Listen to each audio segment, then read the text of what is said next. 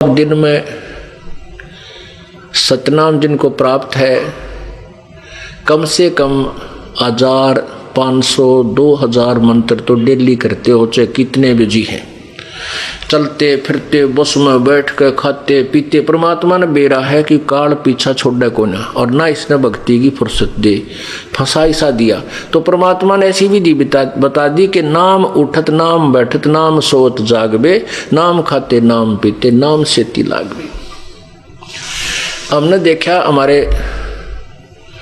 खेतों में जो हल जोड़ा करते थे हाली, कुछ तो हमारे मतलब हम उम्र थे, कुछ बड़े थे, तो तकरीबन हमने देखे वो क्या करा करते, हल जोत रहे हैं और रागनी गा रहे हैं उसका पीछे पीछे है, कोई फिल्मी गाना गाता गाता अपना काम करा। परमात्मा के अब हम वही परिश्रम करते करते कहता आरती कर ले, रमैणी कर ले, और बातें मंत्र श्रवण करे राम नाम का, ना परमात्मा की महिमा के शब्द गान लग जा, तो वो उसके द्वारा बीजा हुआ अन्न भी परमात्मा के मंत्रित हो जाता है उस वाणी से, और फिर वो उस अन्न को कोई खावेगा उसका भी दारों लग जाएगा।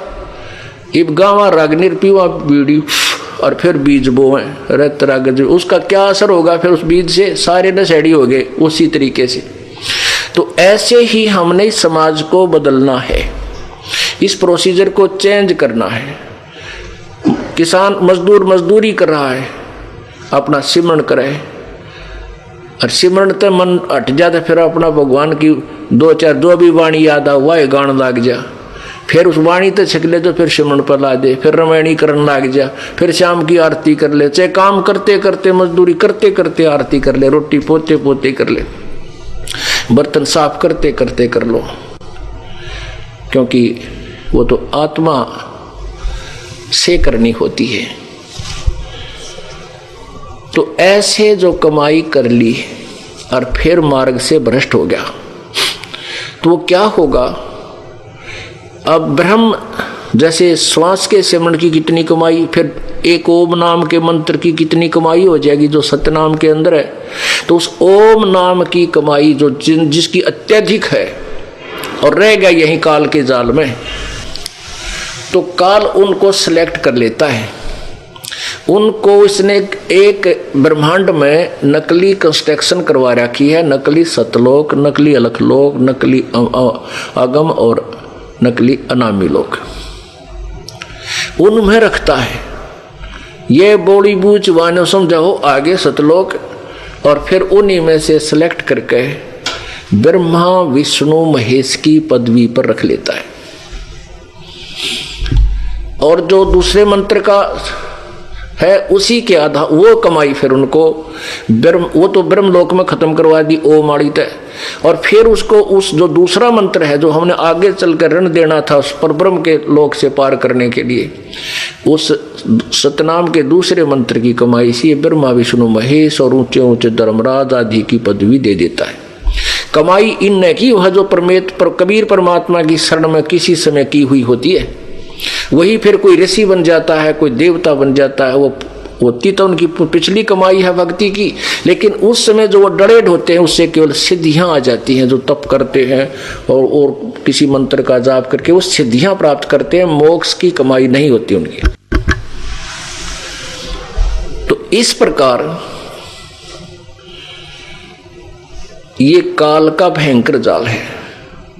तो कहने का भाव ये है कि आप ये नहीं कि नाम ले लिया और सार नाम ले लिया और पार हो गए, नहीं, अब तो आप भगत बने हो, अंतिम श्वास तक प्रभु के चरणों में गिरे रहना पड़ा रहना होगा। कहते हैं पाकी खेती देख कर गर्भियो मत किसाने, अब हु झोले बहुत हैं घर आले तब जाने।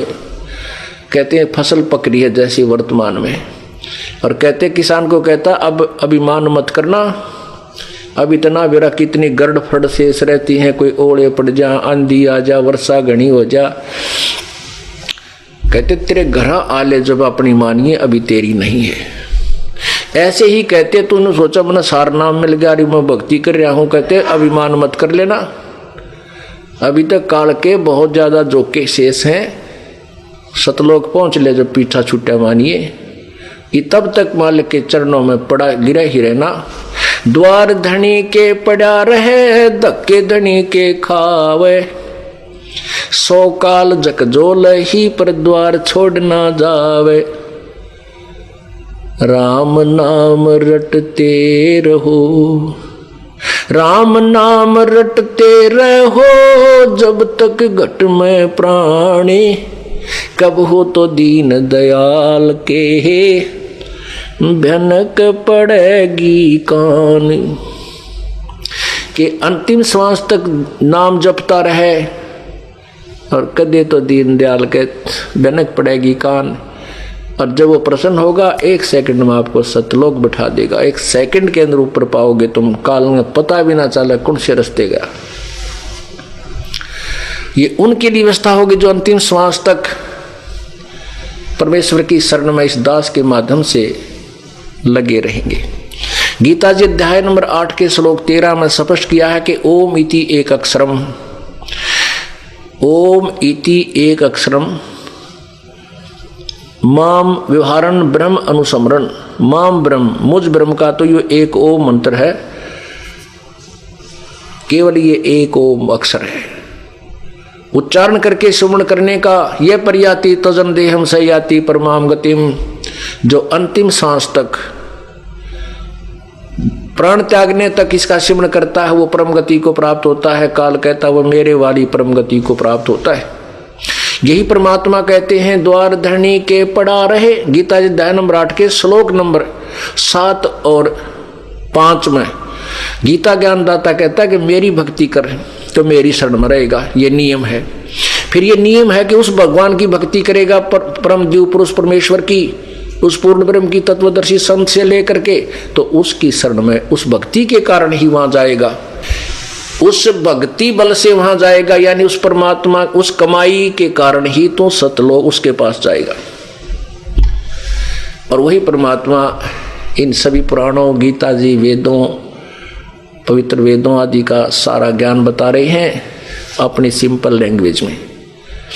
वो संस्कृत भाषा है, ये अपनी सिंपल साधारण संत भाषा है जो जनसाधारण समझ सकता है। तो परमात्मा ने एक और उपकार किया हमारे ऊपर, उस गूढ़ संस्कृत की बजाय वही ज्ञान सिंपल लैंग्वेज में दे दिया, जनसाधारण समझ सकता है।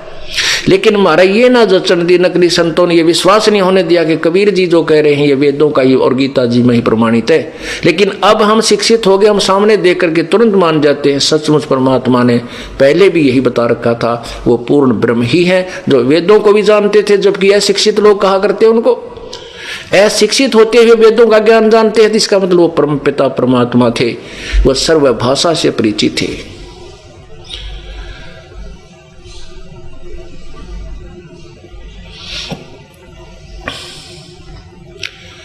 अब जो प्रसंग चल रहा है उसी पर आते हैं कि राजा अम्बरीश कौन थे। ये पहले किसी जन्म में प्रभु के चरणों में रहे कबीर जी के, और खूब भक्ति की, लेकिन फिसल गया पैर, रह गए काल के जाल में।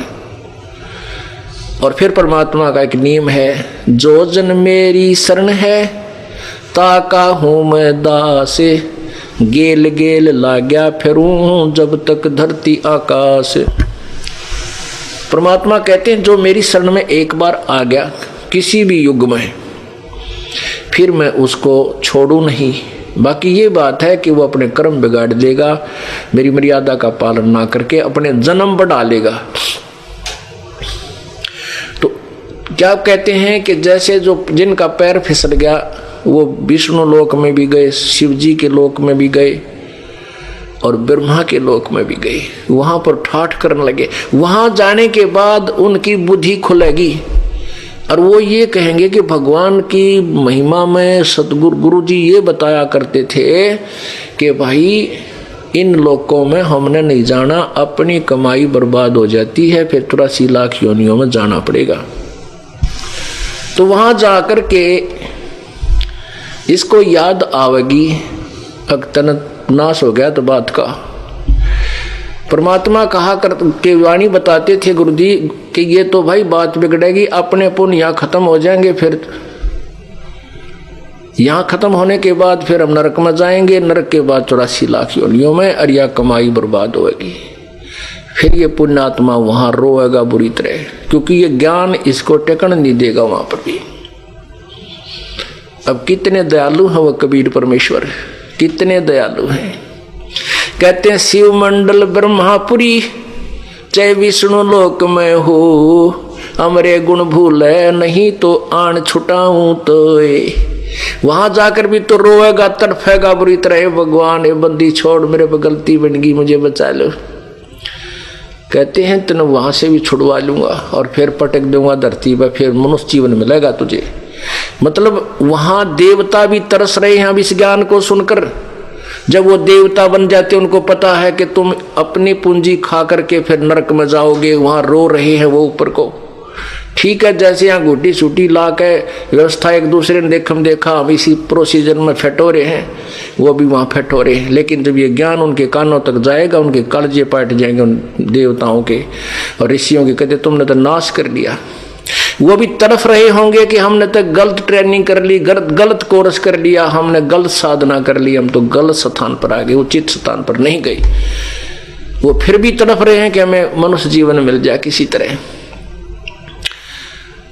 तो पुण्यात्माओं, जो परमात्मा की भक्ति किया हुआ हंस वहां तड़फेगा, ये परमात्मा। लेकिन वहां तड़फेगा कौन? जो कति इस ज्ञान से परिपूर्ण हो चुका होगा और किसी कारण से मान लीजिए उसका पैर फिसल भी गया और वो उन लोगों में चला गया, तो फिर तड़फेगा। वैसे तो पुण्यात्मा इस काल का इतना भयंकर जाल है, यदि परमात्मा की भक्ति और ये ज्ञान साथ ना हो तो जीव का कोई जो अस्तित्व नहीं कि वो ज्ञान के आधार पर टिक जाए। एक ऋषि था, उसको अपने भविष्य के जन्म का पता चला कि अगले जन्म में मैं उसको अपने ही देव दृष्टि खुल गए कि अगले जन्म में इसी नगर में एक व्यक्ति के घर जो सूर है, सूरी है, उस सूरी के घर के पेट गर्भ से मेरा जन्म होगा और उस सूरी के माथे पर गांठ है अच्छी मोटी, और उसके ही गर्भ से मेरी मृत्यु के बाद उसके गर्भ से जन्म होगा और मेरे सिर के ऊपर एक बहुत काला सा मोटा एक अलग से निशान होगा।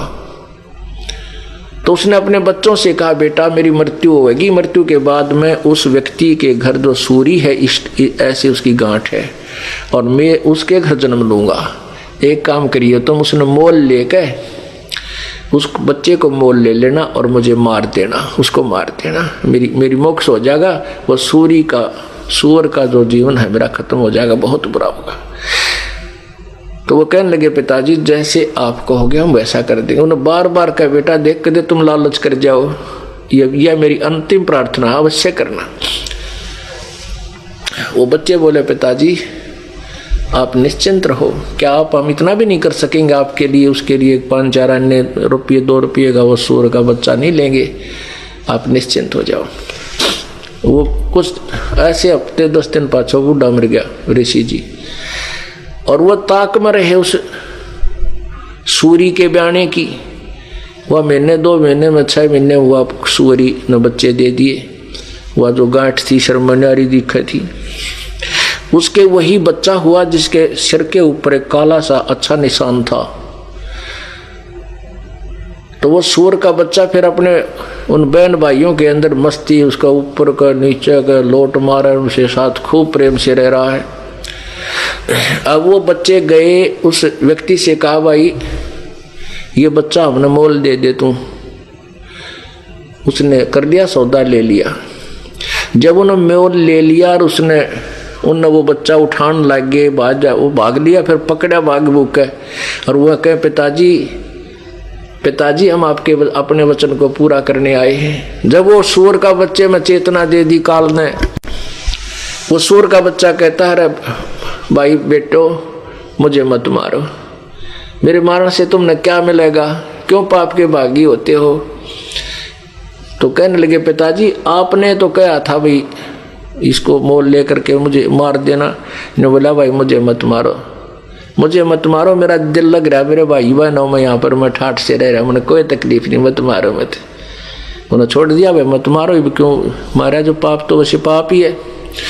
तो ये समस्या है इस काल की। जब एक सुअरी के बच्चे के जन्म में वहां उस अपने परिवार में इतना व्यस्त हो गया, इतना खुशी मना रहा है, और स्वर्ग में जाए पास देवता कदे भी इस बात को हृदय से नहीं कहेंगे, ऊपर से कह भी दें भाई मानुष जन्म इनका हो गया तो हम जो है ना वो भक्ति या नहीं करें, मोक्षशाली करेंगे, तत्वदर्शी संत ढूंढेंगे, या अंधे फिर अंडी पाक जाए, अपनी अपनी डफली अपने अपने राह। क्यों? काल की बहुत भयंकर मार है। तो ये वहां पर हृदय में कसक के भगवान ये तो गलत स्थान पर आगे तड़फेगा, वो एक आध ही होता है। कहते हैं उसकी वो जो मेरी प्यारी आत्मा ऐसे वहां तड़फ करेगा, उसके पास पहुंच जाऊंगा, उसको शरीर को ऑफ कर दूंगा वहीं से, देव वाले शरीर को, और उसको ले आऊंगा वहां से, फिर मनुष्य शरीर दे दूंगा। अब देखो वो परमात्मा तो हमारे लिए इतने खाड़े भरन लाग रहा, और हम कति बालक की तरह उसकी तरफ परवाह नहीं कर रहे। तो पुण्यात्माओं ये बातें कहन सुन की नहीं, ये कर पाड़न की हैं। ये सुनकर आनंदित होने तक सीमित नहीं रखना, इनके ऊपर स्टेप बाय स्टेप आपने कदम रखने हैं। शिव मंडल ब्रह्मापुरी चाहे विष्णु लोक में हो, अमरे गुण भूले नहीं तो आन छुटाऊं तो कहते मैं तेरी वहां से भी पीछा छुटवा दूंगा और फिर तुझे मानुष शरीर दे दूंगा। लेकिन मानुष शरीर पाके फिर वही बकवादा बढ़ जावा हम। तो इससे क्या है, जैसे आपने संत परमात्मा की वाणी सुनी कि चलते मार्ग जोगिरे तासर नाही दोष, कहे कबीर बैठा रहे उसको करने कोश। अब जैसे परमात्मा ऑप्शन दे रहे हैं कि जो कतिये नहीं लगा इस मार्ग पर अभी तक, बिल्कुल स्टार्ट नहीं करी जिसने भक्ति या सत्य भक्ति, वो तो बिल्कुल अभी तक सारा काम उसका शेष है, सारा सफर शेष है। और जो चलते मार्ग गिर गया वो कुछ तो सफर तय कर चुका है, यदि आगे बर्बाद ना करेगा तो। अब पुण्यात्माओं मान लीजिए, अब देखो जो आपको कहानी दास सुना रहा है इस तत्व ज्ञान को निखार रहा है।